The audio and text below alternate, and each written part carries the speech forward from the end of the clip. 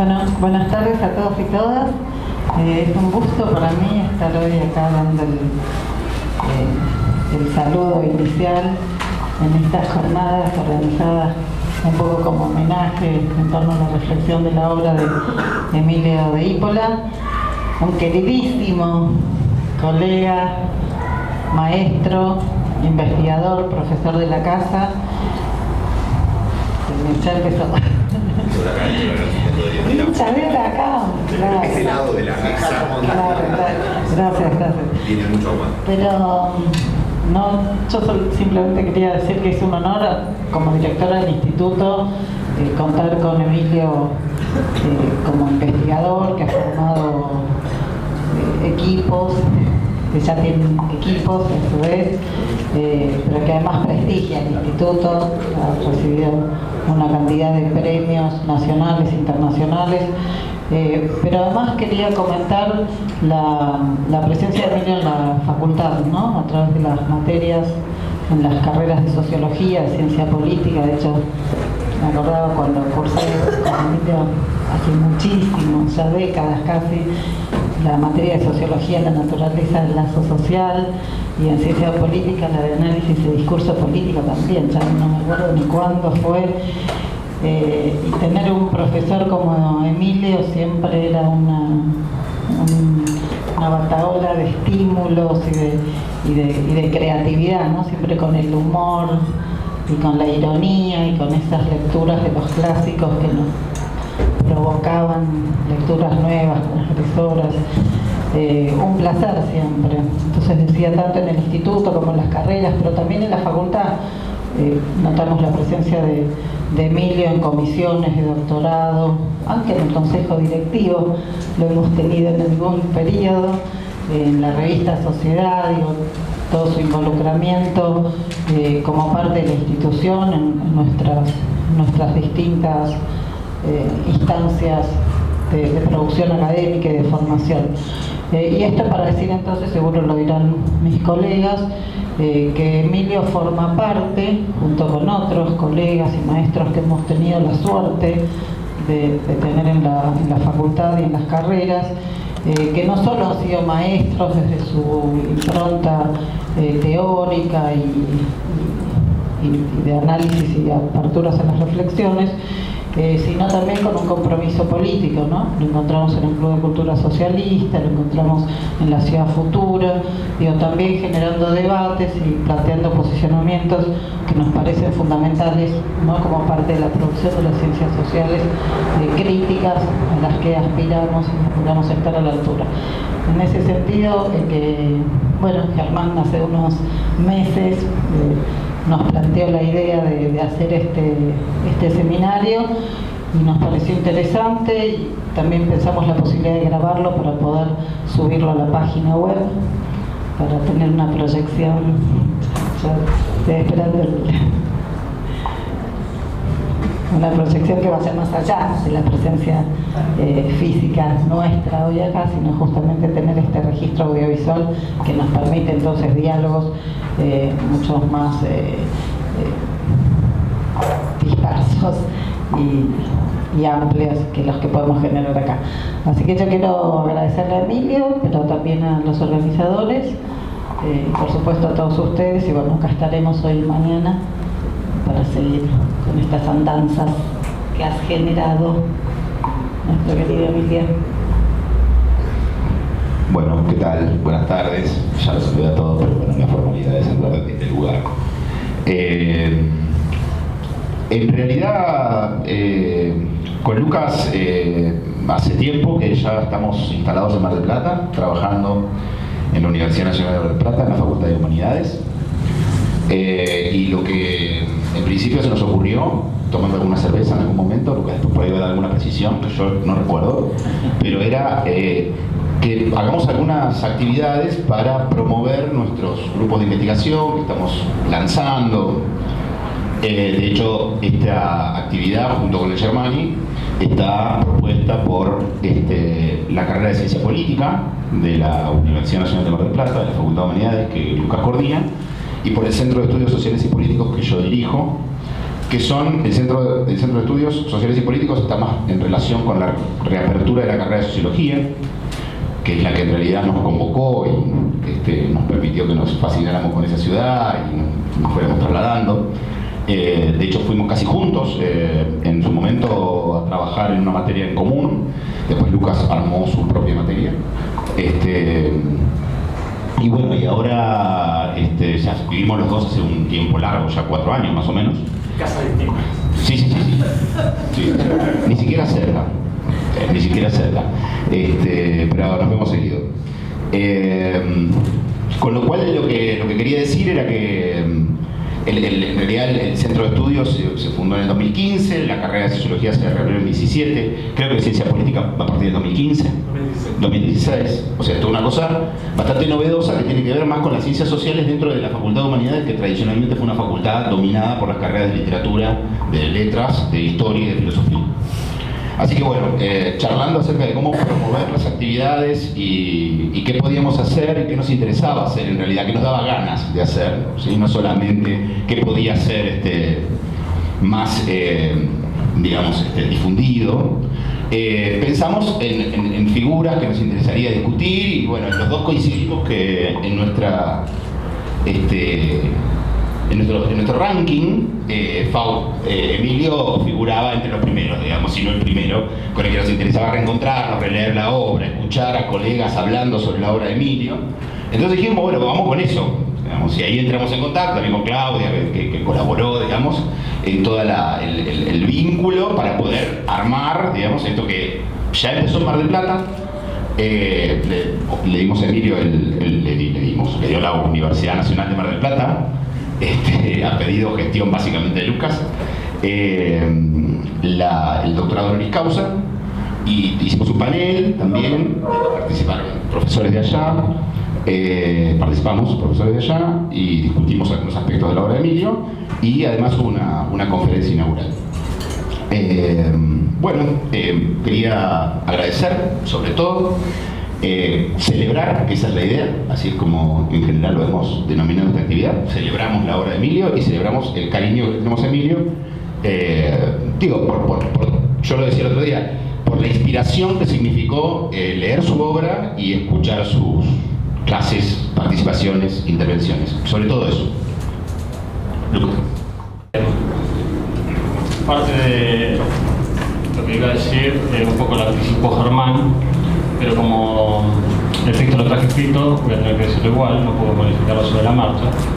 Pero bueno, en primer lugar quería decir que para mí es un honor, un placer, una alegría, una cosa muy linda, realmente estar acá sentado hoy en esta actividad de reconocimiento, de afecto, de admiración hacia Emilio. Lo que voy a hacer es contar un poco cómo surgió todo, digamos. Así que voy. Todo comenzó hace 2 años, para ser más exactos, hace casi 2 años. El por entonces flamante director del Centro de Estudios Sociales y Políticos, aquí a mi lado, y el por entonces aparente posible coordinador del Departamento de Ciencia Política, es decir, yo mismo. En adelante, para ser breve, el flamante y el aparente, nos prometimos hacer cosas juntos. Académicos al fin, recurrimos a un performativo. Hagamos algo. Constreñidos por la consabida crisis edilicia que afecta a nuestra facultad, que no haya zozobra, es la Facultad de Humanidades de Mar del Plata, no esta, debimos darnos rendezvous, si mal no recuerdo, en otra dependencia pública. No era, ahora que pienso, una dependencia, pero era pública, y tal vez tampoco era completamente pública porque decía en la entrada simplemente U. Motivados por lo flamante y lo aparente, deliberamos largamente haciendo horas extras que, debo decir, nunca nos fueron resarcidas. Una de nuestras preocupaciones era la de lo que podríamos llamar la transmisión intergeneracional.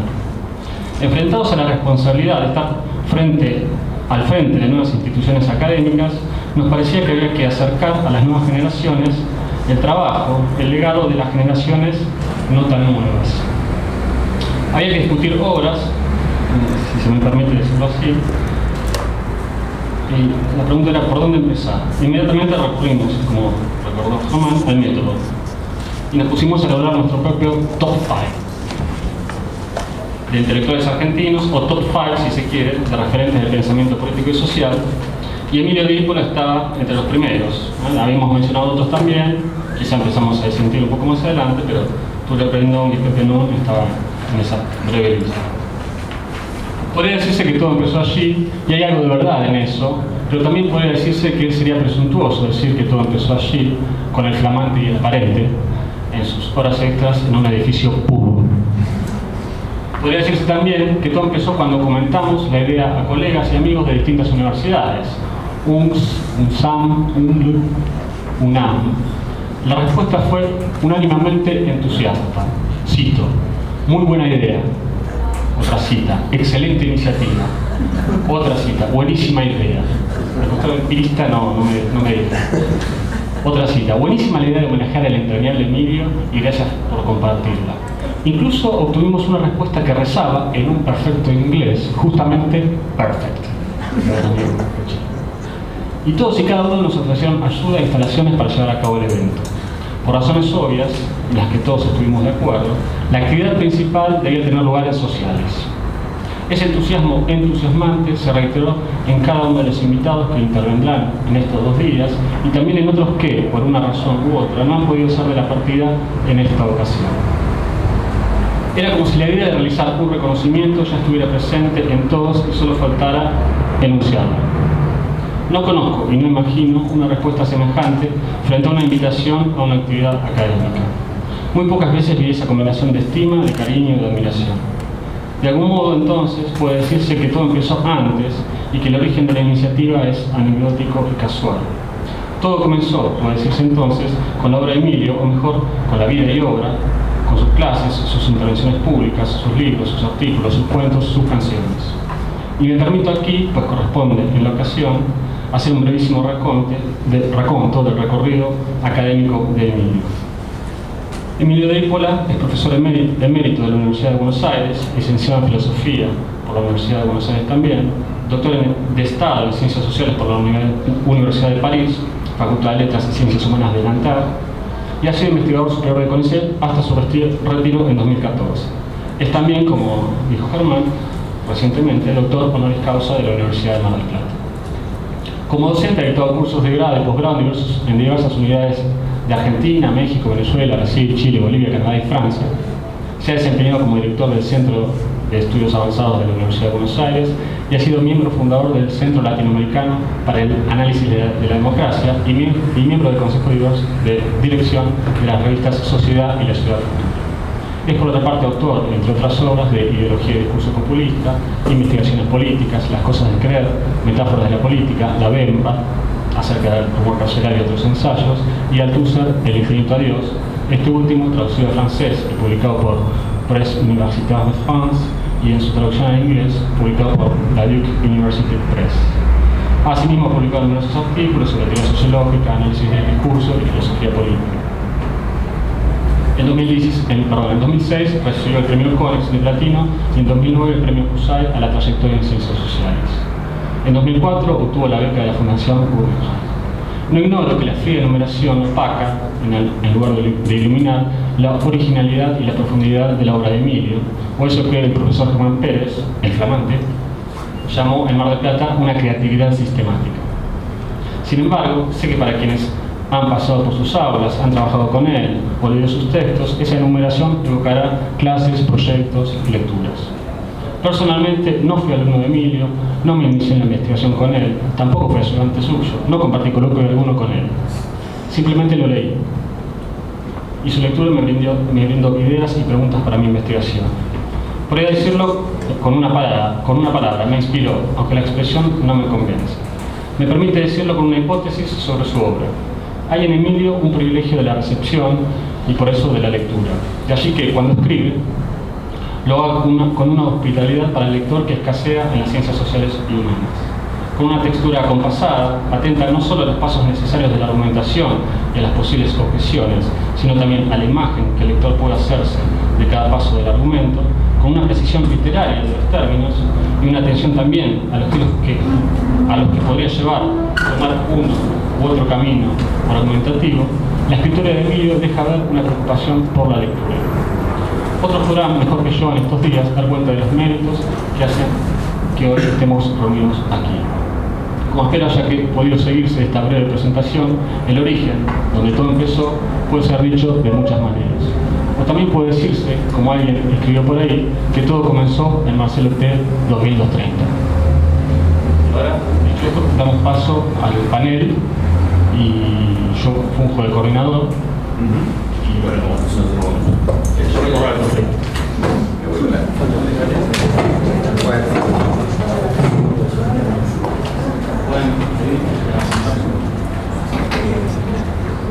Yo debería decir gracias.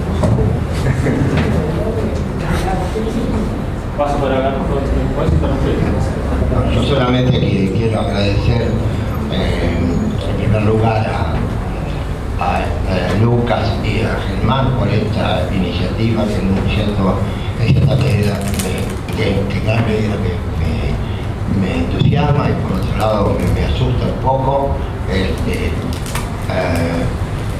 Hay muchos, me parece que hay muchos superlativos en las palabras, bajando un poco, yo me sentiría más cómodo, más parecido o más en el mismo nivel que ustedes, que es la verdad, por otra parte. Bueno, simplemente lo primero que tengo que decir, muchísimas gracias. Algún día les devolveré esto.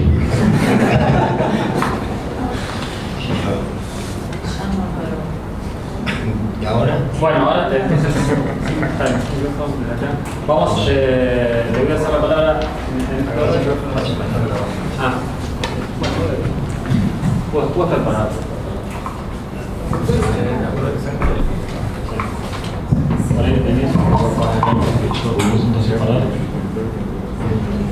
Bueno, los presento a todos juntos y después les doy sucesivamente la palabra. Eventualmente les haré recordar margen de tiempo 15-20 minutos flexible, pero casi flexible. Bueno, en primer lugar va a hablar Denis Baranger, profesor de la Universidad Nacional de Misiones y director del programa de posgrado en Antropología Social. Luego le vamos a dar la palabra a Francisco Neistat, profesor de la Facultad de Ciencias Sociales y investigador del CONICET. En tercer lugar, Mario Peceni, profesor de Sociología de la Salud e investigador del CONICET, también profesor de esta casa, por supuesto, va a tomar la palabra. Y por orden alfabético, Natalia Romé, finalmente profesora de la Facultad de Ciencias Sociales y la Universidad Nacional de La Plata, e investigadora de Gino Germani, van a hablar en ese orden. Bueno, quiero en primer lugar agradecer a los organizadores, a la Facultad de Ciencias Sociales, a través de su decano, esta invitación a este evento que no me hubiera querido perder por nada en el mundo. Bueno, preparé un texto que se llama Del recomienzo del marxismo al recomienzo de la sociología. Lo primero que leí de Emilio fue La Bemba, en una versión manuscrita que me ofreció en el comedor del Flaxo México, allá en el Ajusco, a principios de 1979. Yo comencé a cursar epistemología por primera vez con él y avancé en comprender cómo ni la razón pura reducida a la lógica ni la base empírica siempre controvertible eran suficientes para producir ciencia, como la filosofía o la ideología, y más claramente las ciencias sociales, nunca dejaba de intervenir en el desarrollo de la práctica científica. Pero hoy voy a escapar más atrás de cuando lo conocí a Emilio. Me voy a concentrar en el joven Emilio, anterior a la fecha en que lo conocí. Sin su venia, voy a intentar realizar una arqueología de Emilio como joven althusseriano, muy anterior al discurso populista y al Althusser esotérico. En el estado del campo intelectual en que Emilio hizo sus primeras armas, como tantos intelectuales argentinos y de otros lados, Emilio fue primero sartreano, pero luego la evolución del zeitgeist intelectual con la irrupción del estructuralismo nos llevó a lugares en Lévi-Strauss, Barthes, Althusser, Lacan, etc. Este es entonces el terreno en el cual Emilio fue desarrollando sus ideas, un terreno abonado en proporciones variadas por el estructuralismo, la semiología, el marxismo, el psicoanálisis lacaniano. Emilio no fue propiamente discípulo de Althusser, como él mismo lo aclara en El infinito Dios, en el sentido que no integró el selecto grupo de estudiantes del École Normale Supérieure tutoreados por su caimán de filosofía. Pero está claro que sin Althusser la obra de Emilio resultaría por completo inexplicable. Voy a dejar de lado acá el artículo publicado en 1972 por dos noveles doctorados. El otro era Manuel Castells, que se tituló Práctica epistemológica y ciencias sociales o cómo desarrollar la lucha de clases en el plano teórico sin internarse en la metafísica. Eso es Manuel. Puede ser. Digo el subtítulo. Texto que en 1975 pasaría a integrar una compilación a cargo de los mismos coautores, Emilio y Manolo, pues, titulada Metodología y Epistemología de las Ciencias Sociales, publicada en Ayuso. Cuando en épocas de la refundación me encontré este libro en los anaqueles de la Gandhi de la calle Montevideo, y se lo conté a Emilio, yo interpreté su comentario en el sentido borgiano de tomar la precaución de no leerlo, y me atuve a su consejo. Sin embargo, pude leer en estos días una violenta crítica a ese libro, aparecida en 1976 en L'Homme et la Société, cuyas acusaciones del cretinismo académico, positivismo delirante, epígonos carentes de genio, me dieron a pensar que después de todo tan malo no debía hacer ese artículo junto a Manuel Castells. Acá me voy a centrar en tres textos casi coetáneos, con alguna dificultad en ordenarlos cronológicamente. Textos que con sus matices son una expresión del althusserismo inicial de Emilio, a la vez que de la originalidad de su pensamiento. Mi primer contacto físico con Emilio autor fue con su capítulo en lectura de Althusser, la célebre compilación de Saul Katz. Aunque debo decir que entonces lo que más me atrajo mi atención fue la contribución de Jacques Rancière, que con posterioridad a mayo del 68 había producido una fuerte crítica a la política de Althusser. Y sucede que en el vario Pinto Mundo de la carrera de Sociología, entonces en Filosofía y Letras, el texto figuraba como lectura obligatoria en alguna cátedra y por eso lo leí. Bien, en este primer ensayo, entonces, Lectura y Política, Emilio toma por objeto la cuestión de la lectura para argumentar sobre la necesidad de hacer una lectura sintomal del texto althusseriano, ya que no solo el de Marx, sino que todo texto debería ser leído en esta perspectiva. Se trata de demoler las lecturas hermenéuticas, fantasmales, dirigidas a producir una interpretación única del texto, tanto desde el marxismo, caso de Goldman, Lefebvre y otros, como desde el estructuralismo, como Saint-Proudhon. La lectura sintomal parte de la existencia de dos textos que coexisten, pero coexisten sin oponerse como lo esencial y lo aparente, lo latente y lo manifiesto, lo verdadero y lo falso, como ocurre en el caso de la hermenéutica. Según Emilio, la lectura sintomal consiste en tratar a su objeto como una formación textual, la cual debe ser considerada como el producto complejo de la articulación de dos o más escrituras. Esta articulación pudiendo dar lugar a un texto a dominante ideológica o bien a dominante teórica. Así, un texto teórico es el lugar de un conflicto que la lectura reaviva. Dicho de otro modo, un texto teórico, en la medida en que es actualizado por una lectura determinada, posee un tipo de existencia coyuntural. Importante idea que Emilio le atribuye a Alain Badiou. Al igual que cualquier otro texto, el de Althusser es también merecedor de una lectura sintomal. Emilio va a tratar de mostrar el otro texto invisible para la hermenéutica en que se realiza la ruptura althusseriana, para así llegar en la última sección a lo que más le interesa y continuará interesándolo hasta el infinito Dios y hasta el presente: la destinación política del texto, la relación entre teoría y práctica que supone el doble movimiento de cientificación de la política y politización de la ciencia. El desafío consiste en reincorporar en una palabra el momento actual, la coyuntura, al espacio y al orden propio de la teoría. He aquí lo que en el discurso althusseriano, escribe Emilio, supone una ruptura decisiva con respecto a la problemática común al pseudo-marxismo y al estructuralismo. Pasemos al segundo texto. Yo nunca pude acceder a la tesis de Estado de Emilio, en cuya elaboración trabajó primero con la dirección de Lucien Goldman y luego con Henri Lefebvre. Elecciones aparentemente sorprendentes, ya que es sabido que ni Goldman ni Lefebvre suscribían al anti-hegelianismo ni al antihumanismo de Althusser, pero elecciones explicables tomando en cuenta que ni Althusser ni sus jóvenes discípulos estaban habilitados para dirigir una tesis de Estado. Sin embargo, en la continuidad de esa tesis, Emilio publicó un importante artículo en 1970. Yo lo leí, lo voy a citar en su traducción, incluida en el volumen 2 de la formidable biblioteca Anagrama de Antropología, dirigida por José Llovera, en la cual la de Emilio se codeaba con contribuciones de Levi-Strauss, Radcliffe Brown, Malinowski, Edmund Nietzsche y otros 15 antropólogos sociales de primer nivel. Pero también es importante remarcar que el original en francés de este texto se publicó en 1970 en un número de los Cahiers Internationaux de Sociologie, una revista fundada en 1946 por Georges Gurvitch y luego dirigida por Georges Vallandier, y que en ese número Emilio se había acompañado, por ejemplo, por contribuciones de Lantouraine y de Paul-Henri Chambard de l'Oeuvre.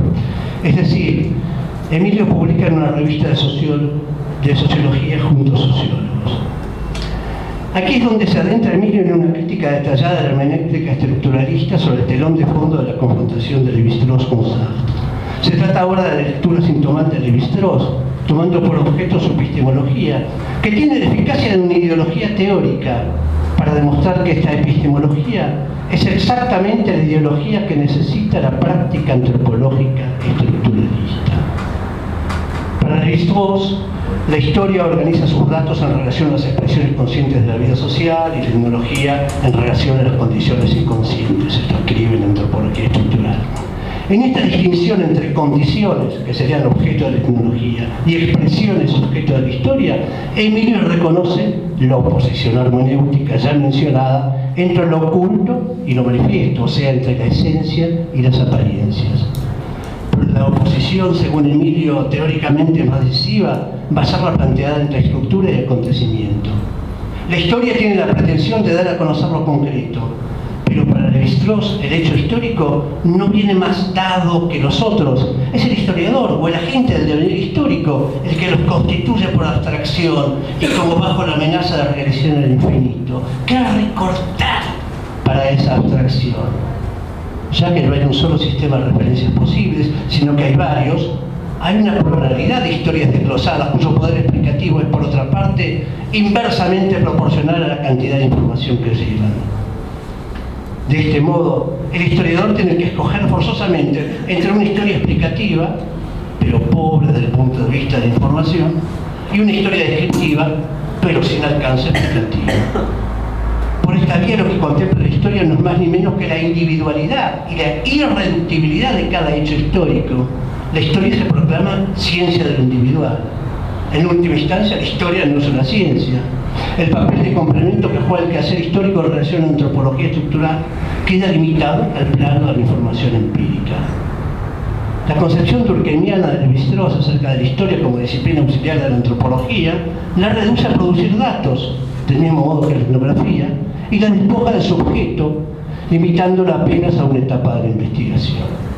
Si bien tiene el mérito de cerrar el camino a toda la imagen teológica y por consiguiente teológica de la historia, escribe Emilio, no habría un verdadero corte de Levi-Strauss con la concepción que critica. Sus tesis no son más que el reverso de las concepciones criticadas. Se trata apenas de un desmarque, de una ruptura intraideológica. Levi-Strauss presupone la exterioridad radical del orden de la estructura y del orden del acontecimiento, a la vez que una relación específica entre ambos. Lo que realizan las estructuras está en el origen de sus transformaciones, es siempre la contingencia de los acontecimientos. El mismo error que cometía Engels en su carta a Blech. La exterioridad entre la necesidad económica y el azar supraestructural hace imposible toda solución. Levi-Strauss extendía el principio de Heisenberg a la relación de incertidumbre entre estructura y acontecimiento. No se puede percibir uno más que ignorando el otro inversamente. Escoger uno de los dos principios es excluir el otro, y no hay justificación posible de la elección inicial. El sujeto y la estructura, la acción y el sistema, en fin, el tema del eterno retorno. Claro que la solución de la antinomia propuesta por Emilio en aquella época, enunciada en un modo declarativo teoricista, se nos puede aparecer hoy como perteneciente al orden del mito. La clave debería encontrarse en el materialismo histórico de Poulantzas. Tercer texto, más sorprendente, tal vez publicado un poco antes, en 1969, en la revista quebequense Sociologie et Société. El texto se titula Hacia una ciencia del texto social. Dos puntos, el recomienzo de la sociología marxista, una revista no marxista y no propiamente sociológica, pero con gran prestigio en el campo intelectual francés. En el recomienzo de Emilio, al igual que en su capítulo sobre su propuesta de lectura sintomal de Althusser, se trata de abogar por una sociología que deje de plantearse como la negación del marxismo. Leí este texto muy tardíamente, cuando estaba embarcado en mi segunda tesis con Emilio, y recuerdo que él me lo ofreció en una fotocopia desteñida, sin ningún entusiasmo, incluso diré con gran reticencia, y hasta me siento un poco como un traidor citándolo. Ay, cuando yo me lo olvidé. Bueno, pero yo me abalancé sobre este artículo porque hablaba sobre Bourdieu, o más exactamente sobre el oficio de sociólogo. Y lo bien que hice, porque encontré en este artículo varias claves para mi tesis, en particular referidas a la relación entre el argumento del oficio y Althusser. Este es un sorprendente artículo, porque versa sobre dos libros sin que se lo pueda considerar como una reseña, tanto por su extensión como por su intención y su naturaleza política. El resumen del artículo dice lo siguiente en la revista: sobre la base de una lectura crítica del oficio del sociólogo de Pierre Bourdieu, y del poder político y clases sociales de Nikos Poulantzas, el autor analiza las relaciones complejas que unen la práctica sociológica, la epistemología marxista y el materialismo histórico, este último concebido como ciencia de los modos de producción y de las formaciones sociales. Se trata de mostrar el carácter necesariamente complementario entre la vigilancia epistemológica y la reflexión teórica, con objeto de establecer conceptos de base destinados a definir el objeto propio de la sociología y, por consiguiente, a acordar a esta última su derecho a la existencia teórica. Emilio demostraba tener buen ojo. No son dos libros cualesquiera los que unen su reflexión, sino obras destinadas a perdurar, y de cuya conjunción se podría esperar la solución al problema de la falta de un estatuto científico, en términos althusserianos, claro está, para la sociología. La posición de Emilio era más semejante a la de Poulantzas que a la de Bourdieu o Passeron. Emilio y Poulantzas tenían en común no ser estrictamente discípulos de Althusser y participar a la vez del campo de la sociología y del campo del marxismo. Poulantzas era tal vez el más sociólogo de los althusserianos, y su evidente capacidad teórica no lo condenaba a extraviarse en los arcanos filosóficos. En cambio, los coautores del oficio, todos ellos apenas ex estudiantes de Althusser, jugaban solo en el campo de las ciencias sociales. El oficio consistía esencialmente en una defensa durkheimiana de la sociología, aunque incluyera fragmentos de Marx, e incluso, en su primera edición solamente, claro está, de Althusser. Emilio, en la época que nos ocupa, comparte la actitud ambivalente de Althusser frente a las ciencias sociales y a la sociología, un toque de fascinación, no exento de condescendencia, oculto bajo el manto de la arrogancia de la sociología, dar a la sociología su lugar en el espacio de las ciencias. Tal es sin duda alguna la mayor urgencia que la coyuntura teórica e ideológica le plantea al trabajo sociológico. La originalidad de la tentativa de Emilio consiste en realizar desde un marco althusseriano una apuesta por la sociología, ya no como una negación del marxismo, sino como la posibilidad de incorporación de aspectos no contemplados por el materialismo histórico, aunque siempre de un modo subordinado. Por ello, Emilio interpreta el oficio en clave althuseriana, cuando escribe: la dificultad especial que tiene la sociología para devenir en una ciencia como las demás, decía Mudito, es que la sociología espontánea de los sociólogos mantiene una relación estrecha, no solo con la filosofía espontánea de los científicos, sino también y sobre todo con lo que Althusser denomina las ideologías prácticas, a saber, esas formaciones ideológicas históricamente dadas, por ejemplo, la ideología religiosa, política, económica, etcétera, que constituyen condiciones de existencia de toda formación social. Y luego escribía Emilio: los análisis del oficio del sociólogo muestran sin el menor equívoco que es la ideología humanista la que constituye en la hora actual el elemento absolutamente dominante en la sociología espontánea de los sociólogos. Emilio entonces celebra el antihumanismo que trasunta el oficio. Sin embargo, me parece que lo que más preocupaba a los autores de este libro no era tanto sostener que no son los hombres, pobres hombres, sujetados, gentes, soportes, quienes hacen la historia, sino recusar la idea científicamente reaccionaria de que lo humano es irreductible de la ciencia. No hay contradicción, claro, entre ambos humanismos, pero bueno, hay un matiz, ¿no? El énfasis no está puesto en los mismos elementos. Finalmente, Emilio plantea que resolver la cuestión del estatus científico de la sociología puede requerir el auxilio del materialismo dialéctico, pero que en definitiva es solo en el terreno del materialismo histórico que podrá ser efectivamente resuelta. Se debe pues cambiar de terreno. Último hito de mi recorrido, un texto de 1974 producido o publicado al regreso de Emilio de Santiago de Chile después del golpe de Pinochet, como es Crítica de la teoría althusserista de la ideología. Su crítica toma nota del posfacio del propio Althusser, la ideología y aparatos ideológicos de Estado, posfacio que al reintroducir la lucha de clases en esa teoría terminaba haciéndola volar por los aires. Ahora, la ideología ya no es el otro de la ciencia. Ahora un cierto imaginario puede funcionar como condición de inteligibilidad, lo que ilustra el propio desarrollo del marxismo. Ahora la interpolación ya no tiene siempre el efecto de reproducir las relaciones sociales, sino que puede tomar, como en el manifiesto, la forma de una consigna política que llama a crear las condiciones de emancipación de los explotados. Aquí es entonces donde Emilio, completando su distanciamiento respecto a la teoría de la ideología y alimentado explícitamente por algunas ideas de Rancière, clausura su etapa inicial althusseriana y termina invirtiendo la relación entre ciencias sociales y althusserismo.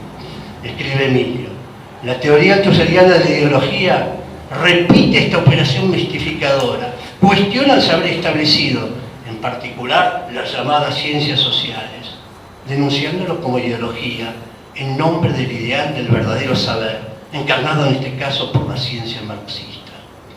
Y continúa: la operación althusseriana que describimos y que forma parte del núcleo racional de su filosofía no hace otra cosa que duplicar especularmente su teoría general de la ideología. O sea, el althusserismo interpela, constituye las ciencias sociales en ideologías, sujetos con minúscula, en nombre del sujeto único, absoluto y central, a saber, el materialismo histórico o el marxismo-leninismo.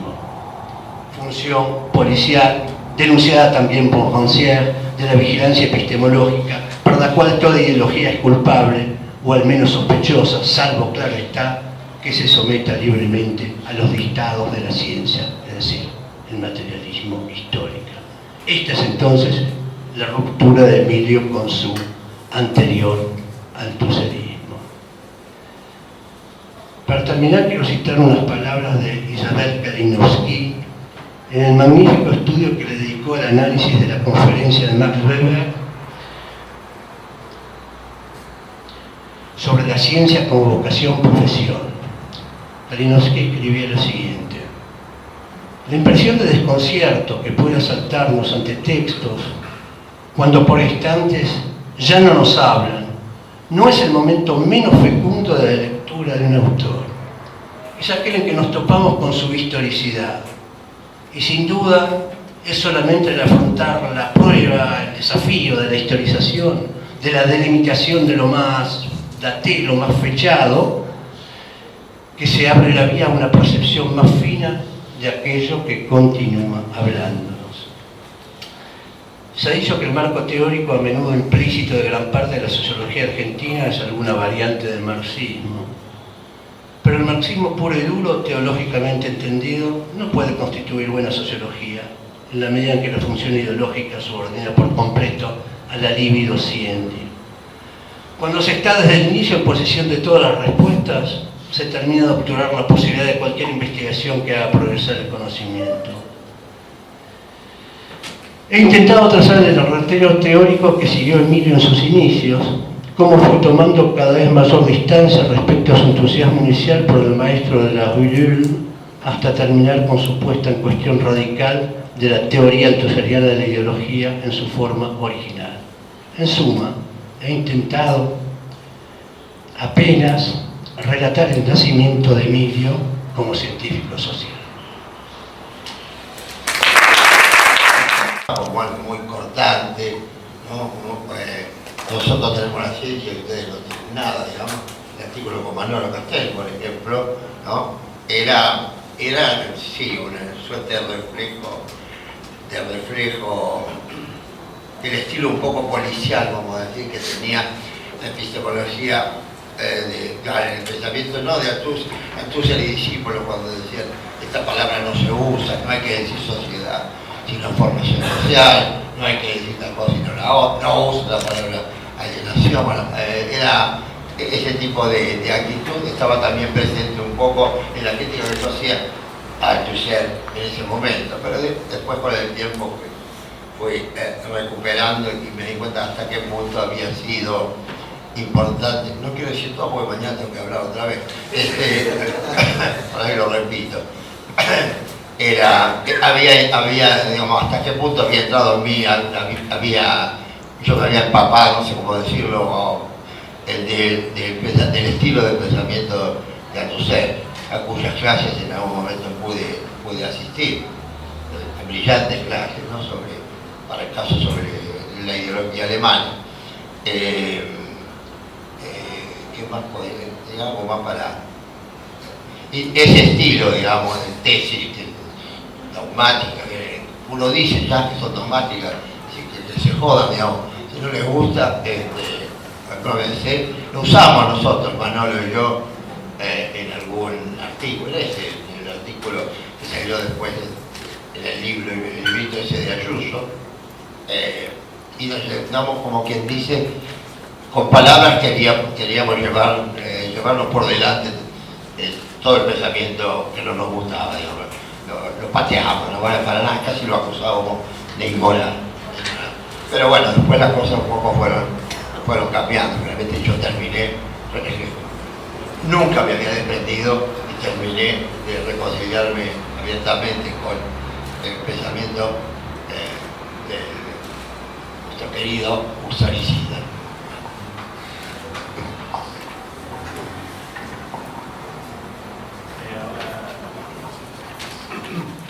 La teoría guidenciana de la estructuración, en la que trabajó mucho tiempo su adjunta y compañera Ana María García Rayo, que también integró este libro que Emilio publicó en el 2004, El Eterno Retorno, en el que el capítulo de Emilio es un capítulo bastante original porque promete una teoría en realidad de la acción, se llama Un recorrido por la acción colectiva, pero lleva por subtítulo El conflicto en la Facultad de Ciencias Sociales 2002-2003, lo cual le da un carácter bastante singular a esa, luego de un breve preámbulo, que llama un preámbulo en torno a la acción, hay una suerte de dramatización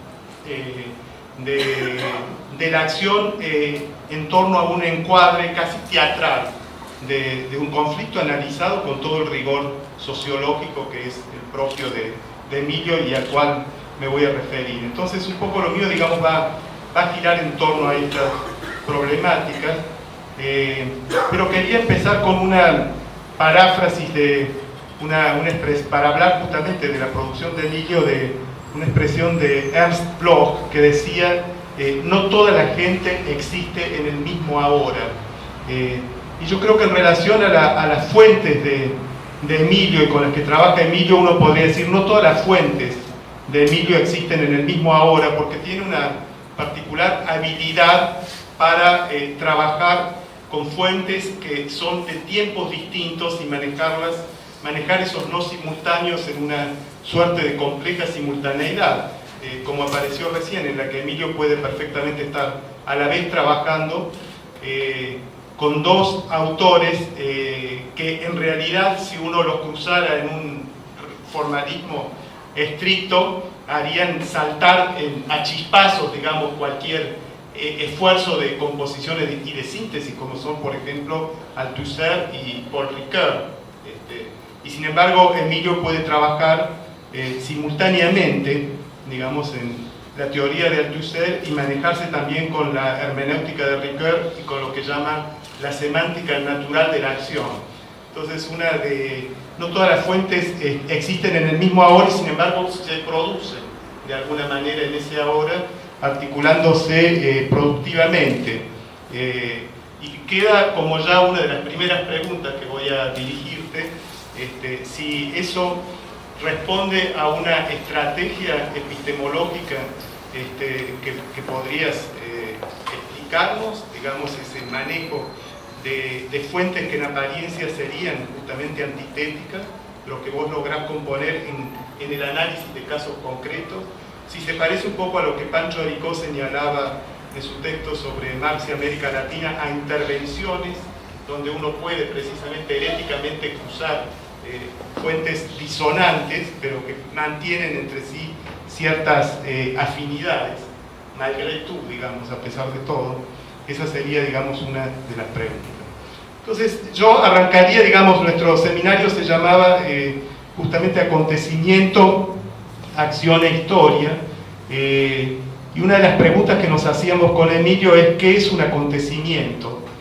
Cómo trabajar en torno a esta categoría, que apareció también en la intervención de Denis en torno a Lévi-Strauss, justamente, y justamente la idea straussiana del acontecimiento como una mera construcción, y eso originaba nuestra pregunta: ¿qué hace de un acontecimiento un hecho histórico?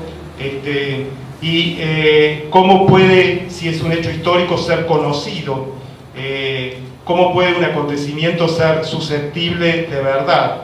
Entonces, fuera de todo empirismo ingenuo, la idea, digamos, en el trabajo con Emilio no era, sin embargo, situarse en un anti-empirismo, sino en algo que podríamos llamar un post-empirismo. Digo lo de anti-empirismo porque hoy está de moda referirse a temas como la verdad con un sesgo casi de rechazo, como cuando se habla de post-verdad o cosas por el estilo. En el caso nuestro, si bien admitimos en ese seminario como una hipótesis la carga subjetiva que tiene todo acontecimiento, y en ese sentido que efectivamente todo acontecimiento es construido, y no solo es construido, sino concederíamos a Lévi-Strauss que ese acontecimiento es también recortado del continuo del tiempo histórico y colocado en una singularidad, produciéndose, digamos, en torno a él una densidad, una unidad de significación y generando un antes y un después, admitiendo por ende que todo eso es construido. Sin embargo, hay todavía en relación a ese acontecimiento y a su unidad de sentido una relación constitutiva con la verdad, es decir, no hay un divorcio ni una antítesis entre esa noción de construcción en relación al acontecimiento y su relación constitutiva con la verdad. Entonces uno diría, bueno, pero ¿cómo es posible semejante cosa? ¿Cómo puede algo que es construido, que tiene una innegable carga subjetiva, que no es extraído del hecho meramente empírico, puede sin embargo plantearse como objetivo o como verdadero. Y creo que la astucia del abordaje de Emilio, y creo que en este sentido debe mucho a la impronta ricoeriana, es pensar que la verdad no tiene un solo régimen de discurso, no tiene un solo régimen semántico en el sentido de la adecuación a la cosa, o como dicen los lógicos, adecuatio rei, sino que tiene distintos regímenes constitutivos, y no toda verdad es reducible al mero juicio empírico, la nieve es blanca, sí, solo sí, la nieve es blanca, digamos, la oración la nieve blanca es verdadera, sí, solo sí, se da el hecho la nieve es blanca, como propugna el correspondentismo en Tarski. Entonces, la idea es que en realidad, aún de aquello que es interpretado, aún de aquello que es construido, se puede también hablar de verdad o de falsedad. Al precio de reconocer que esa verdad o falsedad admiten una complejidad que no tiene el mero juicio empírico como llueve o la nieve es blanca. Por ejemplo, hablábamos frecuentemente de la expresión de Marx en el 18 Brumario de Luis Bonaparte, cuando señalaba que la historia se repite primero como tragedia y luego como comedia. Eso claramente es una afirmación, pero a nadie se le ocurriría cotejar esa afirmación buscando un hecho empírico que le quepa para compararla y poder afirmar entonces si es verdadera o falsa. Pero se trata, sin embargo, de algo susceptible de verdad, algo que pretende verdad. ¿Cómo puede entonces pretender verdad si no tiene al frente suyo, digamos, un hecho atómico al que se le pueda comparar? Bueno, precisamente esa verdad es un contenido crítico que tiene la expresión de Marx y en el cual, como verdad mediada por un trabajo crítico, puede ser cotejada en una confrontación, en una controversia, en un campo de disputa, y tienen su valor hermenéutico de verdad.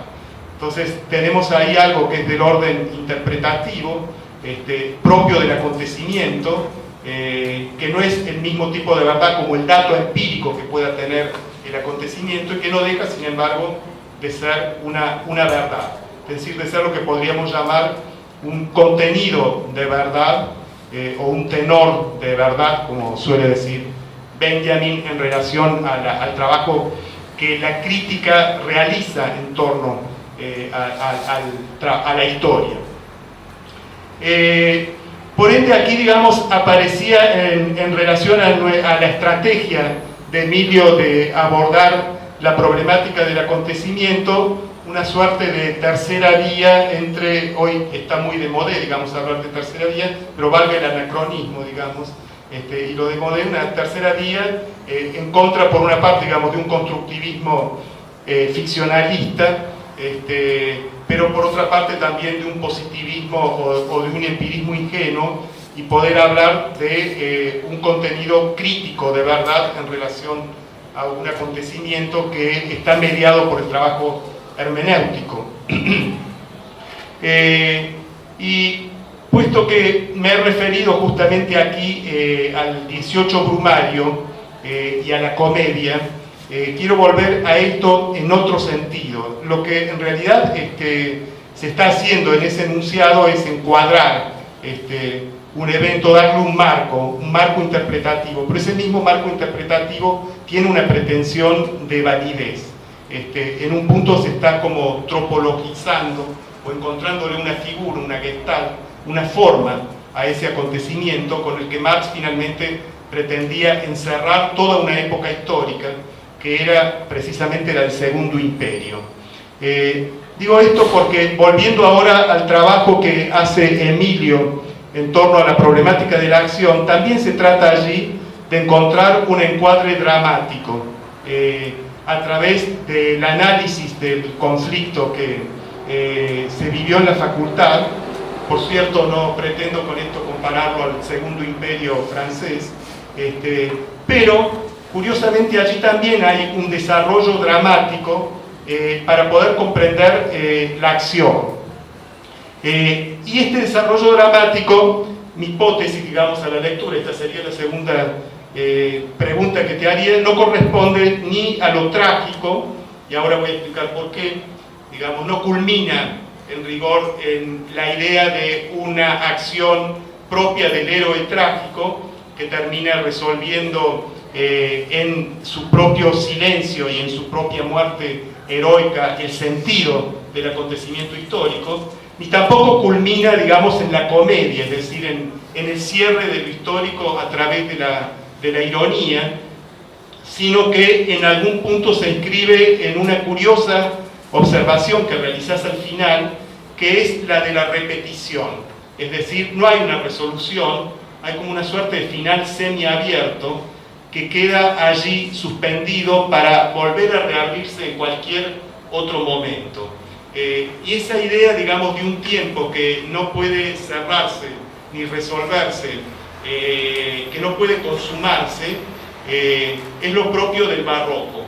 Entonces, la pregunta que quería hacerte es si en el fondo habías pensado en el momento mismo de dramatizar el conflicto de la facultad en el 2002 y en el 2003, en la idea de estarle dando o imprimiendo un encuadre que no era ni el de Marx para el Segundo Imperio, ni el de Hegel cuando habla de los grandes hombres en sus lecciones sobre la filosofía y la historia y le da a la historia un tenor trágico, sino más bien un tenor o un encuadre barroco. Lo barroco, digamos, terminando en esa suerte de iteración casi espectral, en la que finalmente las acciones no terminan consumándose ni resolviéndose, sino que quedan indicadas para volverse a jugar en una segunda, tercera, cuarta, quinta instancia. Y es lo que pareciera quedar como propio de la dramatización que vos mismo desarrollaste en torno a la acción en la facultad. Y allí la pregunta sería si ese encuadre barroco puede servir para comprender gran parte de la política en nuestra propia escena coyuntural, ya que, como decía Denis, lo que importa aquí es siempre la coyuntura. Si el encuadre barroco no estaría, como la comedia para el Segundo Imperio, imprimiendo un marco para entender nuestras propias acciones y desenvolvimientos políticos en la escena contemporánea. Bueno, para desarrollar esto yo había hablado de una pequeña, un preámbulo pequeño pero no menos riguroso y agudo que Emilio desarrolló en torno a la temática de la acción y que inspirándose tanto en los sociólogos de la escuela pragmática como en la hermenéutica ricoeriana. Cuando digo la escuela pragmática, digo la escuela pragmática francesa y particularmente Daniel Sefai y Louis Quéré, y la escuela hermenéutica ricoeriana, pero también en esta composición de los distintos ahora, el Sartre de la crítica de la razón dialéctica, donde hay una considerable ponderación del esfuerzo en Sartre por pensar la acción y llevarla del plano meramente existencial al plano colectivo de lo social. Entonces, Emilio arranca con una cita de Sefai, que justamente hace hincapié en la dramaturgia, y donde dice lo siguiente: la dramaturgia y la retórica de las identidades colectivas plantean el problema ontológico de la existencia de lo colectivo y el problema de la representación en el sentido teatral y político del término. Entonces, aquí la problemática teatral no es simplemente una estetización de lo que es barroco. Es decir, no hay también allí entonces una pérdida, no meramente un retorno de la acción, sino también una pérdida del tenor disruptivo de la acción, es decir, la acción en un sentido heroico o épico, como todavía la entiende Arendt en el sentido del inicio de lo nuevo, dónde queda en el análisis de este conflicto el análisis de lo nuevo y la acción en su significado propiamente político, si es que por política entendemos precisamente la irrupción de lo nuevo y no la mera iteración. Y para ir cerrando, no sé cuánto tiempo, voy a terminar justamente para hacer inteligible esto que acabo de decir, cristalizar esta oposición justamente entre lo trágico y lo barroco para entender mejor el discernimiento barroco del procedimiento de Emilio. Como dice Benjamin, en el héroe trágico, el héroe muere de inmortalidad. La culpa trágica se basa en ese tiempo propio del héroe trágico que queda consumado de manera estricta y meramente individual. Ese tiempo que es propio del héroe trágico dibuja como con mágico compás, citó a Benjamin, todas las acciones que realiza el héroe y con ello toda su existencia. Si el enredo trágico se presenta de repente e incomprensiblemente, y si el menor traspié se encamina a la culpa, y si el menor error o también el azar más propio debe provocar la muerte, si las palabras de reconciliación en apariencia al alcance de cualquiera no son producidas, todo ello se debe a esa influencia peculiar que ejerce el tiempo del héroe sobre el entero acontecer, dado que en el tiempo consumado todo cuanto acontece es función suya. A esa idea, y ya con esto cierro, se le opone justamente el encuadre barroco, donde Benjamin dice: la muerte en el drama, en cambio, no se basa en esa determinación extrema que el tiempo individual le confiere al acontecer, porque no se trata de un final. Sin certeza en la vida superior y sin ironía, dicha muerte es metabasis de toda vida eis alo genos, es decir, tránsito a otro género. El drama es en esto comparable matemáticamente a una de las ramas de la hipérbola, cuya otra rama se encuentra en lo infinito. Es esa iteración la que me parece que queda como un horizonte de la acción en esta coyuntura, la coyuntura de nuestra época y de la que heredamos de una problemática de la acción. Qué despelote hice yo. Y partimos, digamos, de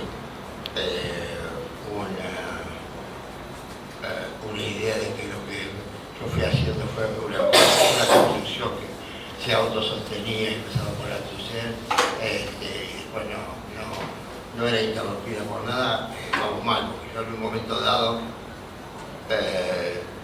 me interesé mucho por los problemas de la acción.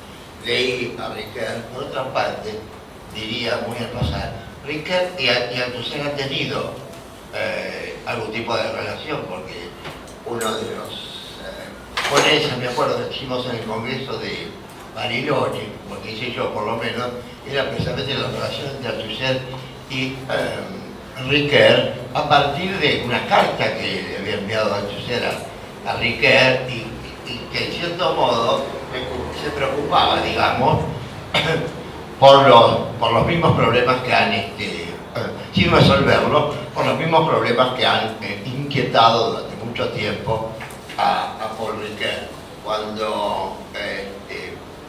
Cuando Francisco dice que yo en un momento dado encontré a Riquet, no, en realidad lo que yo encontré fue a Francisco, que fue el que me criticó, y entonces hubo un periodo donde yo me interesé particularmente por olvidé un poco las estructuras, digamos, y me interesé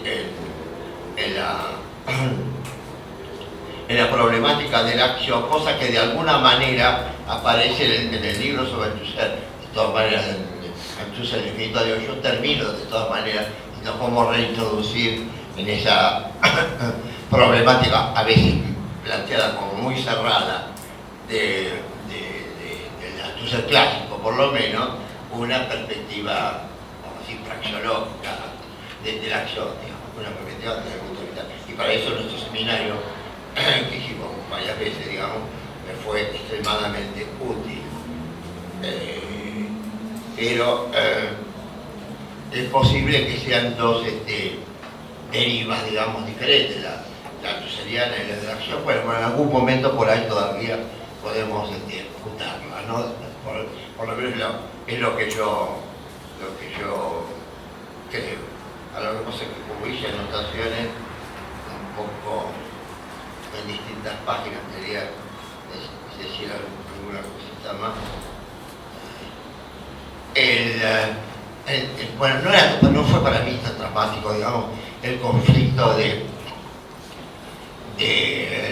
ciencias de sociología, que en realidad giraba alrededor de la cuestión de la elección directa, de no me acuerdo qué, si era no era del decano, era del director de la carrera, pero digamos, yo de eso me hacía un drama terrible, que si hubiera sido la elección directa lo que hubiera, esa hora directa, igual.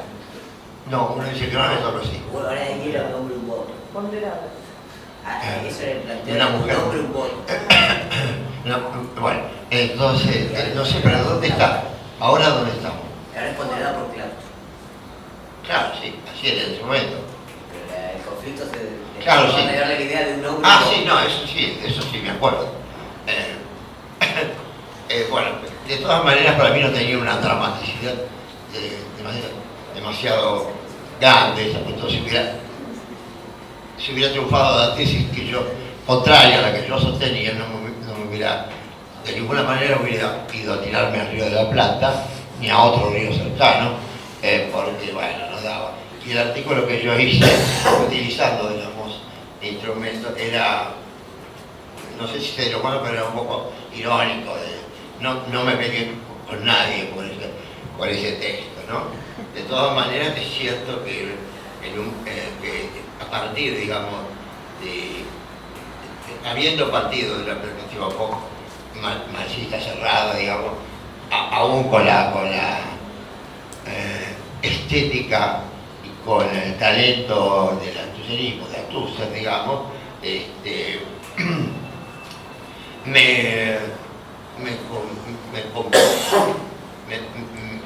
me alegró poder de repente intervenir o trabajar el tema de la acción y nunca lo viví como algo contradictorio para mí, sino como búsqueda. Me parecía que era posible y necesario hacer, y que en algún momento podrían ser conciliadas. Respecto del acontecimiento, bueno, vos hablaste también del problema del acontecimiento. Yo, sobre eso, se recordará el último capítulo del Pensamiento Salvaje de Lévi-Strauss, donde rompe, donde contradice, digamos, bastante agresivamente las tesis de Sartre, ¿no? Y sobre todo, y además la pretensión de lo que él llama el conocimiento histórico, la historia, de plantearse algo así como la reina de las ciencias, ¿no? como la ciencia superior. Y es ahí donde dice que el lado flaco, digamos, de la historia consiste precisamente en la construcción del acontecimiento. Porque él dice que, bueno, el acontecimiento es así es su argumentación, ¿no? El acontecimiento es lo que ha pasado realmente, dice Víctor. Pero ¿dónde ha pasado algo?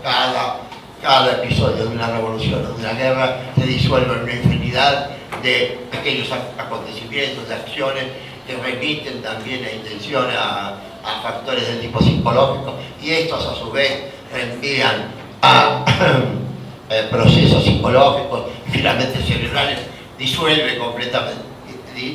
Dice que no, trata de disolver el acontecimiento y al mismo tiempo disolver las pretensiones teóricas y científicas de la historiografía, de la historia. Yo no estoy de acuerdo de ninguna manera con Althusser. Creo que efectivamente hay una preconstrucción, diría yo, colectiva de los acontecimientos, y sobre eso trabaja el historiador Jablonka, por ejemplo. Dice, sí, evidentemente, la Revolución de Mayo, como nosotros acá, es algo que todos reconocemos como un acontecimiento. Sobre eso, sobre esa preconstrucción, digamos, colectiva del acontecimiento histórico, trabaja el historiador y puede hacer enunciados, y puede producir enunciados que pueden ser sometidos a la prueba de la verdad y del error, y eso le basta. Eso le basta a la historia para funcionar como una forma de conocimiento, ¿no? Y yo creo que esa perspectiva es perfectamente viable, perfectamente actual, y que contradice eficazmente estas tesis, estas maneras ya añosas de Lévi-Strauss. ¿Qué más? Pero podría haber respondido. La grandeza de ese pueblo fue que alguna vez creyó en Dios, y creyó en Él de tal manera que su confianza y su amor hacia Él fue mayor que sus miedos, su temor. Y ahora este pueblo cree solo en sí mismo. ¿Qué es lo bueno que puede salir de eso? Bueno, en este sentido yo no amo a los judíos, ni creo en ellos. Simplemente pertenezco a ellos como algo que va de suyo, más allá de cualquier disputa o argumento. Y acá lo traigo para volver a plantear esta relación entre en qué medida desaparece o no esa identidad cuando desaparece la creencia. Es decir, sigo. Digamos, la investigación en salud y las experiencias que seguro tiene cada una y cada uno aquí muestra que a veces no importa si el contenido de la creencia es creíble, incluso para quienes creen, pero puede tener una eficacia en mantener la esperanza en que es creíble. En el caso que plantea Emilio de la cárcel o de la crotoxina es la no muerte. Con el cáncer aceptamos que los adultos sean tratados como niños, o queremos que nos traten como niños, queremos no saber, no decidir, confiar en métodos que en cualquier otra circunstancia denunciaríamos como superchería. Es decir, lo que quiero decir es que el tema de la crotoxina no es banal que haya sido algo que tiene que ver con el cáncer. Como cuando los nenes nos dicen, yo necesito para dormir mi osito. Bueno, si a vos tu osito te sirve para que puedas dormir, te adelante con el osito. Y nosotros, cuando ahí está el tema de las enfermedades terminales, bueno, si la crotoxina crees que te sirve, usar la crotoxina, sabiendo que en cualquier otra circunstancia no le prestaríamos atención. Y algo así, haciendo una extrapolación bestial, diría, es lo que le decía Golda Meir a Hannah Arendt en relación con el uso político de la religión, que es una no creencia en la que creían todos. Retomo el hilo del texto. Si por un lado, en efecto, los enunciados credógenos debían poseer una maleabilidad que los habilitara para elaborar estrategias de supervivencia en situaciones diferentes, por otro, tanto garantes del lazo social y fuentes de la identidad del grupo, debían conservar un núcleo duro y reconocible de sentido. El episodio de la crotoxina es más complejo porque están estas dos posiciones que ya mencioné, la creencia en la eficacia de la droga y la creencia en que gracias a la movilización colectiva se tendría acceso a ella. Si la creencia estuvo en el origen de la identidad colectiva y de la acción consignada del grupo, algo en ella debe haberse modificado para que dicha identidad y dicha acción se hayan disuelto paulatinamente. La hipótesis de Daypol es que la creencia en la eficacia de la droga se mantuvo, pero no la creencia en la eficacia de la acción colectiva en vistas a obtenerla. Yo digo, con todo respeto, más o menos. Si se hubiera mantenido de veras la creencia en la eficacia, se habría mantenido la creencia en la lucha. Al menos eso es lo que intuyo por otros casos. Y en este sentido también ahí bien de sociología de la salud hay una diferencia también entre los pacientes agudos y los crónicos. El caso del cáncer volvió en el año 2002 cuando fue la post-crisis de 2001, que no había opiáceos en la ciudad de Buenos Aires y hubo una movilización de pacientes. Y lo vemos con los pacientes crónicos. Y eso se ve hace 2 años con una nueva droga para el tratamiento de la hepatitis C, donde la movilización se sostuvo en el tiempo, hasta lograrla porque había una creencia científicamente demostrada en la eficacia de esta nueva droga contra la hepatitis C, que era una enfermedad considerada hasta hace un par de años incurable. Voy a avanzar un poco más rápido porque me faltan varias páginas y no los quiero aburrir tanto, pero bueno. En definitiva, a partir del análisis, por supuesto el texto va y viene con distintos temas. Uno de ellos es el tema de los regímenes gramaticales del verbo creer, creer en, creer que, y para poder discutir a partir de ello la creencia como confianza acordada a alguien o a algo, es decir, a un objeto o enunciado, y la creencia como adhesión a un enunciado o sistema de enunciados, es decir, a una ideología, que se tiene por verdadero y en virtud de que se lo tiene por tal, remiten a modalidades del creer netamente diferenciables. Y remite, y también siendo más rápido, a lo que tengo escrito, a dos lógicas del creer. Siguiendo a Regis Debray, una lógica de la pertenencia y una lógica objetiva de las ideas. Y la lógica de la pertenencia es la que regula el funcionamiento de la creencia como confianza acordada, un poco también remitiendo a lo que fue planteado hasta ahora, es decir, quien dice creer en Dios o en el comunismo, del mismo modo como quien dice creer vamos a salir en libertad o la agrotoxina es buena para el tratamiento del cáncer, no se limita a afirmar una certeza personal. Su palabra no se presenta tampoco como desarrollo de una argumentación. Esto estoy citando al texto. Ni está a la espera de objeciones que la discutan o de pruebas que la apoyen. Quien así declara su fe deja constancia de una convicción, pero sobre todo da testimonio a los otros de una fidelidad. Los otros, esto es, por una parte los indiferentes, los que dudan, los infieles o los herejes, aquellos a quienes compadecerá, tratará de ganar para su fe o combatirá. Y por otra parte los suyos, aquellos que lo reconocen y a quienes reconoce como correligionarios, camaradas, hermanos, identificados entre sí como grupo a través justamente de la misma comunión. La creencia como confianza acordada es indisociable de la autoinclusión del enunciador como miembro del colectivo con quien justamente comparte dicha creencia. Acá yo, entre paréntesis, pregunto, ¿comparte o compartió? En esta idea de todos que hemos compartido el mismo Dios o el mismo Althusser, digamos, esta idea de un pasado de compartir creencias que no necesariamente tiene por qué mantenerse para que la identidad se sostenga.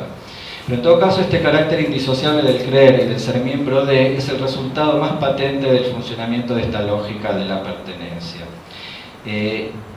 Es habitual y legítimo separar objeto de sujeto de creencias y estudiar ese objeto independientemente del sujeto, como cuando se estudian sistemas de creencias de individuos, colectividades o épocas. Pero lo que plantea el texto es que estas dos lógicas, la de la pertenencia y la objetiva, del objeto, digamos, no son independientes una de otra. En la vida social, la creencia como confianza, o sea, la lógica de la pertenencia, tiene primacía sobre la lógica objetiva de las ideas. Si queremos entender un fenómeno de creencia, sí, todo el camino se recorre mejor del compromiso a sus razones, de la adhesión a sus motivos. Y yo pensé en estos días con el caso de Santiago Maldonado, ¿no? Es decir, cómo la evidencia y la creencia, ¿qué tipo de recorridos hacemos para creer lo que queremos creer o lo que nos es dado creer? En este sentido, y acá ya voy a hacer largo final, dice: la libertad es casi siempre algo deseable para el prisionero, lo mismo que la curación para el enfermo. Estoy citando. No siempre, sin embargo, se cree en ellas. En cambio, cuando de creer en ellas depende sobre el fondo de una amenaza de muerte, la identidad de un colectivo creado justamente para conjurar esa amenaza, la creencia se convierte en una fortaleza inexpugnable. El texto de Emilio procura mostrar que una identidad colectiva se constituyó, en este caso, a través de la expansión de dos momentos: uno exterior, prospectivo y a priori, definido por la resistencia a la negatividad encarnada por la amenaza, que anticipaba una identidad de grupo elemental y precaria, y otro, interior, retrospectivo y a posteriori, asumido por la creencia como cimiento y garante del pacto social originario y por tanto como afirmación o reafirmación de dicha identidad. Es precisamente ese papel fundacional el que torna no pertinente la pregunta por la racionalidad o irracionalidad de la creencia tal como ha sido aquí definida. Y aquí yo pregunto a la pregunta, digo, Pregunta aquí por la especificidad de la creencia en salud, en particular ante la amenaza de muerte, y hago una pregunta a los hacking, es decir, sobre lo real de esa amenaza y sobre lo real de ese remedio. Y esto en salud es crucial. Nosotros cuando estudiamos adherencia, o sea, al tratamiento, sea de VIH, de hepatitis, de tuberculosis, muchas veces si vamos a tomar la perspectiva de los sujetos, pero hay ciertos tratamientos que depende cómo toman lo que toman, va la persona a mantenerse con buena salud o se va a enfermar o se va a morir. Es decir, hay una objetividad de la verdad, digamos, de esa lógica. 0 minutos, uy. Bueno, entonces voy a ir a cerrar. Cierro con, y a modo de punteo, igual está a modo de punteo, pero además, sobre todo teniendo en cuenta el tiempo. Respecto a las creencias en contexto de cárcel de presos políticos y en contexto de salud, me parece interesante retomar la cuestión de las temporalidades pautadas por las situaciones. Fraccionamiento, a la vez que presente perpetuo, futuro incierto o no futuro, expectativa de lo que puede pasar, de que puede pasar en cualquier momento. Como en la novela La montaña mágica, abajo era en días y arriba era en meses la temporalidad. Segundo punto. En la cárcel, la discreción también en doble sentido, esto de buscar signos identificadores, lecturas de cuerpos y caras, de saberes transmitidos entre entendidos. Nosotros en salud encontramos el tema de la interpretación permanente, o sea, hay un proceso de expertización, de pasaje del ego a experto en la lectura del propio cuerpo y de los cuerpos. Esto por parte de los pacientes y de sus allegados. Y en este sentido la amenaza a la salud es una experiencia universal, pero con el cáncer, y voy a insistir, no es cualquier significante ni cualquier experiencia, según un libro que fue bestseller hace un par de años, el libro se llamaba El emperador de todos los males. Y en ese sentido el cáncer y sus metáforas, como analizar a Susan Sontag, son una vía de entrada muy cruel pero interesante para examinar lo social, el nombrarlo, no nombrarlo, y en este sentido el tema de la acrotoxina me permite plantear una curiosidad, que el remedio remite a otro remedio famoso, que es proveniente de un bífido. Es decir, como en la Biblia es la víbora la que nos provee digamos, la respuesta a nuestros padecimientos. Voy a ir hacia el final.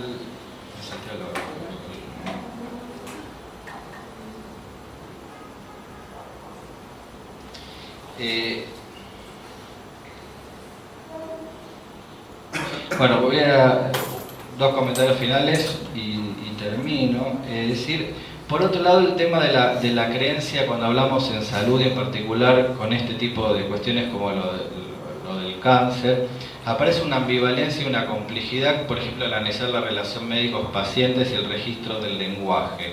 Cuando uno autónoma y racionalmente decide creer ciegamente en quien cree porque tiene el conocimiento. Es muy ambivalente la relación que tenemos con la creencia cuando se trata de la salud y la enfermedad. Y otro punto es la noción de evidencia. Creo que están en la agenda hoy de las ciencias sociales como de la agenda política social argentina. ¿Qué evidencias son las que hacen creíbles qué cosas, ¿no? Y el último puntito es que tienen como las dos experiencias, en tanto verdades auténticas, pero auténticas porque ubicadas en el cuerpo, no desmentidas ni desmentibles cual verdades proposicionales falseables. De ahí que lo que Emilio trabajara como enmiendas y suplementos que permitan renegociar o renegociarse la creencia también es respecto a la hermenéutica que uno hace de sí, y acá cito a Strauss, pero no al de Claudia, sino al de Gleiser y Strauss, esta idea de los pacientes crónicos que permanentemente están haciendo lecturas de sus cuerpos, a los cuales dice, ¿qué me estará queriendo decir mi cuerpo o ocultando? A partir del cual también hago enmiendas, suplementos y argumentativos. Y cierro con un tema recurrente que está en el texto de Emilio, como vieron un texto de 10 páginas da para hablar de muchas cosas, el tema de las conspiraciones y las teorías conspirativas para explicar la salud, la Argentina, lo que fuere. Es decir, las metáforas conspirativas, las metáforas del cáncer como metáfora social, es decir, son muy usadas y en particular en este momento lo quiero plantear en relación con estas demandas de orden. y no hay manera de desarmar las conspiraciones si se cree en ellas. Bueno, disculpen la extensión y gracias.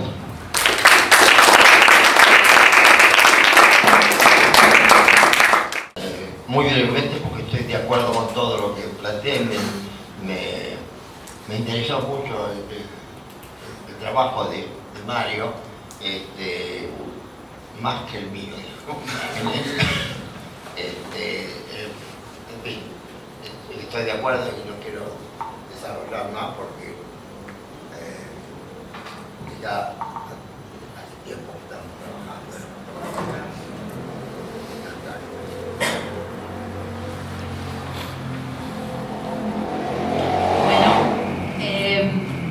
Como los anteriores miembros de este panel, quiero agradecer a los organizadores, especialmente a Germán, que se está escapando allá atrás. Vuelva, Germán. Está muy bien. Bueno, estoy contenta, honrada de compartir con ustedes este reconocimiento a la obra de Emilio. Me alegro de que esto ocurra. Porque no siempre es así en nuestro bastante ingrato ámbito académico. Y me alegro también del abuso de iteración, conjunción y afán distributivo en el título de los paneles, Emilio y la sociología, Emilio y la política. Comprendo, desde luego, la intención de evidenciar lo prolífico de su pensamiento, pero me alegra particularmente el fracaso de este intento. Y me parece que eso se adivina en cierta resignación, una claudicación preventiva en el esfuerzo de nombrar lo que esa trayectoria de escritura, de producción teórica, tiene de singular. Algo de eso estuvimos escuchando de modo muy interesante, muy exhaustivo. De modo que yo quisiera entonces destacar, a partir de unas notas un poco caprichosas, decir, algunos rasgos de ese pensamiento que son en realidad los que a mí me cautivan. Y quiero compartir con ustedes, y con perdón del susodicho que se encuentra aquí a mi lado, sospecho que a punto de dormirse, fastidiado por tanta oficiosidad. Bueno, menos mal. La primera cuestión tiene que ver un poco con el tránsito de ese pensamiento, que entiendo no es tanto un tránsito entre disciplinas, como quien va por un pasillo saliendo de una oficina y entrando en otra, sino en todo caso un tránsito entre problemáticas, y digo problemáticas y entiendo este concepto en un sentido fuerte, de un cuerpo de pensamiento tramado en una heterogeneidad de prácticas teóricas y no teóricas, un cuerpo de conceptos, de imágenes, de problemas inmanentes al desarrollo del pensamiento teórico y articulado con preguntas que le vienen de afuera, preguntas de coyuntura, políticas, morales, ideológicas, ¿por qué no afectivas? El trayecto de pensamiento, el desplazamiento entre problemáticas al que me refiero es en varios aspectos un proceso, un movimiento colectivo, en algún sentido revisionista de un sector del pensamiento de izquierda. Alguna vez escuché a Emilio negar que se tratara de un proceso significativo, amplio, de reformulación, de revisión, pero, en fin, ¿para qué sirve un panel si no es para tergiversar la palabra ajena?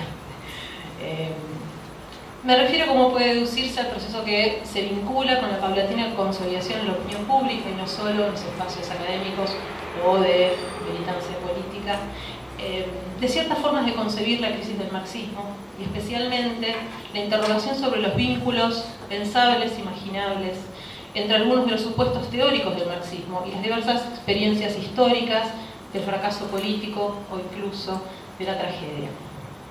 Hay mucho pensado, escrito, debatido sobre esta cuestión, no es de eso de lo que quisiera hablar, sino de cierto modo singular de darse esa interrogación en la escritura de Emilio y del modo en que se inscribe en ella el deseo de dar cuenta con los recursos de la teoría, insisto, con los recursos de la teoría, de un interrogante que es sin dudas extrateórico o en todo caso más que teórico.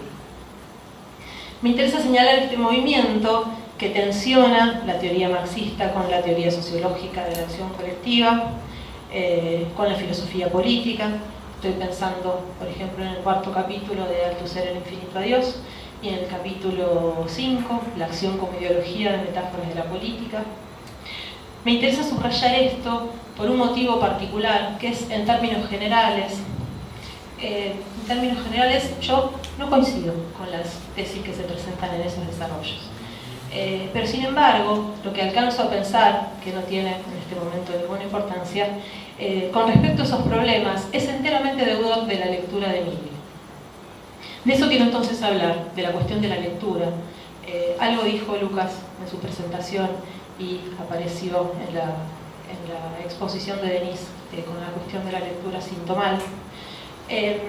Yo entiendo que hay en esa lectura un esfuerzo especialmente fecundo del ejercicio de pensar, una suerte de impiedad con la teoría que consiste, por decirlo de algún modo, en enfrentar sus lagunas, sus puntos ciegos, pensar la política que el marxismo se debe, la teoría política que el marxismo se debe, pensarla más allá de Marx, a pesar de Marx. Cuando Badiou sostiene que para pensar la política es imprescindible ser sujeto inmanente a la crisis del marxismo, dice eso: ser sujeto es resistirse con todos los medios de los que uno sea capaz a ser su objeto. Se trata del problema de qué hacer con la naturaleza irrenunciable de una herencia, diría Derrida, la de una tradición teórica, la de unas memorias políticas. Pues bien, hay una ética de la lectura, de la crítica teórica que persiste a distancia de Emilio mismo. Es la que existe en ese movimiento de su lectura que abre zonas de pensamiento que se ofrecen para ser habitadas por otros, para ser habitadas de otros modos. Pero esa impiedad no se ejercita solamente con respecto a las clausuras de una tradición. Se empuña también contra las falsas novedades, con los descubrimientos adulterados. Se trata de una actitud de sospecha frente a las modas teóricas, los vicios lenguajeros que imponen imágenes nuevas para problemas ya formulados. Es el caso de su lectura del vínculo entre estructuralismo y postestructuralismo, que, prescindiendo de la imaginería de la jerga, lee el problema del término doble función en Levi-Strauss y manda a guardar la presunta originalidad del postestructuralismo como ruptura o como superación. Tremenda lección de lectura, tremenda lección de política. Estas instantáneas no alcanzan, pero las voy a dejar aquí para no abundar en la cuestión, para subrayar algo así como un legado práctico, un modo implacable, astuto y fino de ejercitar el pensamiento. Los resumo en 3 axiomas, que son 3 modos de entender la lectura, precisamente. Leer es abismarse en el silencio teórico, en las lagunas de la tradición, pedalear en el vacío, lo que muchas veces supone un riesgo de soledad. Leer es ir a destiempo contra las tendencias, contra las gramáticas institucionales, contra las muecas de tribu, contra la cristalización de la jerga, y existe allí siempre el riesgo de ser mal comprendido, tomado por otra cosa. Leer es formular las preguntas incómodas, defender lo ahora indefendible, rescatar lo perimido. Leer es tender una relación amorosa con la escritura, un cuidado de la palabra, del espesor metafórico, de la ironía y del humor. Esa es una cosa muy seria, una batalla contra la banalidad, la estupidez, la pereza del pensamiento, el rictus estéril de todas las formas de burocracia y del patetismo del poder. Ese legado práctico lo agradecemos, lo agradezco, quienes leemos sus libros y asistimos a sus clases, porque es oportunidad de un espacio de libertad. De esa libertad puedo dar testimonio a título personal, porque en muchos casos, como dije, de sus palabras me encuentro extrayendo conclusiones contrarias, porque puedo seguirlo hasta la filigrana con la que dibuja los problemas y tomar luego un rumbo diferente, incluso opuesto. Porque hay en ese ejercicio de la lectura un rigor, una aspiración a lo verdadero, a lo justo. Pero esto no es todo. No se habla de Emilio si al hablar de una ética se confunde esta con una ceremoniosa seriedad, una suerte de máscara de la ética. Nada de eso. El rigor de la lectura, implacable, existe, y esto no es en absoluto contradictorio, como piedad, la piedad de la risa. La capacidad de mostrarnos la condición mundana, absurda de nuestras pretensiones, la estupidez y banalidad del semblante académico, científico, intelectual, de los dialectos presuntuosos, de la pedantería de la distinción y la idiotez de los regímenes institucionales de la palabra. Comparto unos pocos fragmentos con ustedes y con aquellos especialmente que no hayan transitado la deliciosa experiencia de leer esta maravilla de libro que se llama Tristes Tópicos. Me había pedido Germán que hable de Althusser. Dije que era convocada con la althuseriana de la Está muy bien, allí hablaremos. En este hermoso libro encontramos, por ejemplo, con un diccionario sociológico que, leo, evoca la babiliana confusión que reina en lo que no vacila en llamar, su autor, la larga noche de las ciencias sociales, producto, en su opinión, de la falta de imaginación, la petulancia y, sobre todo, la incontinencia verbal. Proclama la necesidad de crear un lenguaje específico, exclusivamente destinado al trabajo sociológico, en el que primen la preocupación por la brevedad, el cuidado de eliminar la redundancia y, en general, la economía expresiva. Es así que en la página 18 de este diccionario dice: desde hace unos años, los sociólogos y politólogos derrochan tinta y papel para decirnos, luego de repetir ad nauseam, que en la obra de fulano cohabitan opuestas las tesis A y las tesis B, algo así como, cito: sin embargo, sería un error concluir que esta contradicción bloquea o invalida dicha obra. Por el contrario, es la tensión siempre irresuelta entre ambas tesis lo que moviliza el pensamiento de fulano y lo que está en el origen de su particular productividad teórica. Propongo, dice el autor, que en lugar de esta dañina perorata, el estudioso escriba o articule simplemente nono. Y en la página 58 dice: ¿quién pudo ahorrarse, inverosímil y dichoso, el repetidísimo disgusto de tener que leer parrafadas luctuosas como la que sigue? De que hayamos afirmado un vínculo regular y sistemático entre la variable X y la variable Y, no se interfiere que postulemos cosas verborreas como esta. Lejos de nuestra intención de pretender a las conclusiones expuestas hayan sido objeto de este trabajo de una demostración científica apodíctica, estamos al contrario conscientes de que se trata solo de hipótesis de trabajo. Si ellas despertaren el suficiente interés como para que nuevas indagaciones se desarrollaran en el surco por ellas abierto, nuestro esfuerzo no habrá sido inútil. Mociono, dice el autor, para que en sustitución de esa pesadez, el socioperito se constriñe a expresar con la pluma o la palabra solamente potra.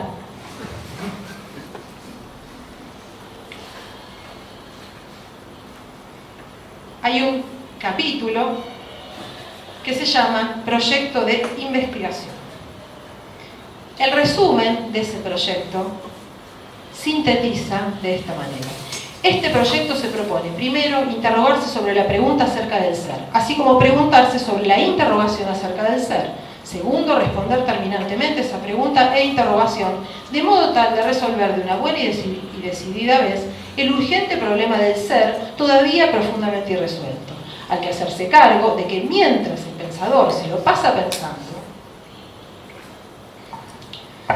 sus pensamientos en su torre de alfil, grandísimas cantidades de cosas son, y siguen siendo en su ser, o en determinados casos es el caso de que dejan de ser, mientras el filósofo se queda ahí como un ente, y así sabe bien qué quiere decir que las cosas sean, que sigan siendo y que cesen de ser.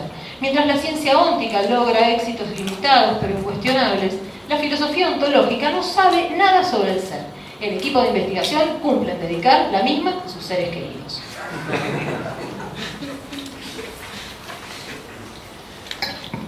Después de leer algunos de los comentarios que circularon en Facebook a propósito de la difusión de este encuentro, que reclamaba por la ausencia de otros paneles, uno que versara Emilio y la música, otro que versara Emilio y el humor, me sorprendió que nadie, ni siquiera Pablo Alabarces, pidiera uno que versara Emilio y Huracán.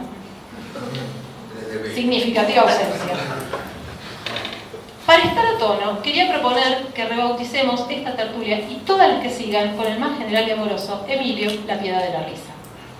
Especialmente la risa, risa agradecida y catártica, la que libera de las imposturas que disciplinan el pensamiento, la que dispensa de la retórica empalagosa y de los balbuceos pseudocientíficos que no tienen nada que decir.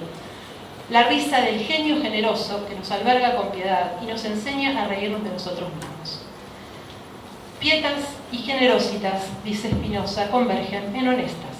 el deseo por el cual se siente obligado el hombre que vive según la justa razón a unirse en amistad a los demás. Gracias, Emilio, por la piedad de la risa, inteligente y finísima. Gracias y menos mal. De nada.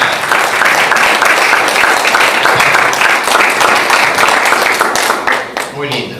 Son extraordinarias las intervenciones de ustedes. Lástima que hablan de mí. Si no, harían un buen libro. Yo no tengo más. Sí, tengo que decir mucho más, pero mañana. Bueno, no sé si alguien quiere hacer alguna intervención recurriendo, dada la hora, a lo que el autor recién leído llamó el laconismo metodológico. Eso, acerco el micrófono si alguien quiere. Yo tengo una pregunta para Federico. No es muy emiliana la pregunta, ¿la puedo hacer? No, está Para Francisco. Perdón. No, que me gustaría, la vastedad de mi incultura me obliga a preguntarte por el uso que le das al término barroco, porque yo, digamos, para mí el barroco no es precisamente algo que va quedando abierto y que está siempre ahí, digamos, renovado o sobre todo, digamos, abierto, sino que el barroco es algo así como no solo estéticamente, sino es la contrarreforma el barroco. Es una ofensiva cultural para terminar de una buena vez por todas, para siempre, con algo que está mal, es el espíritu de la reforma, el espíritu por anticipado de la ilustración, etc., ¿no? Entonces, el barroco me evoca eso. No entiendo, me gustaría saber por qué vos lo usás, pero puede ser que ¿Alguien? Pérez. Bueno, si no es esa pregunta. Sí, a mí me evoca lo mismo, solo que es fallido eso que vos mencionás. Fallido se lo ve claramente en el drama, por ejemplo, en el teatro. Es decir, efectivamente hay un intento de restauración en el barroco, pero ese intento en el cual justamente la política es una pieza central a través de la soberanía, se expresa en una soberanía débil, frágil, que es sobre todo apreciable no en estados fuertes como en Francia, pero sí en Alemania, donde las guerras de religión habían dejado principados diezmados y donde la incapacidad del soberano para poder de alguna manera decidir es una expresión constante justamente de la dramaticidad barroca. Entonces, si bien eso efectivamente que vos señalás, coincido totalmente, es un principio de la contrarreforma, eso no quiere decir, digamos, que entre la función del barroco, que es la de restaurar, y la capacidad del barroco, que es lo que ocurre históricamente en los hechos, haya una adecuación y una identidad, sino que constantemente vemos ese desfasaje, sobre todo apreciable en el teatro, digamos. No en todo su teatro, no es lo mismo el teatro de Racine o de Corneille, digamos, que es más resolutorio que la expresión de, digamos, de los dramas de Shakespeare o de Calderón. Si alguien más del panel quiere hacer alguna última intervención, entonces los invitamos a todos mañana a las 5 de la tarde a continuar con la actividad en un panel que va a ser... Con el juicio político Emilio. El juicio político Emilio, exactamente. Emilio y la política. Y bueno, mañana a las 5 de la tarde aquí mismo.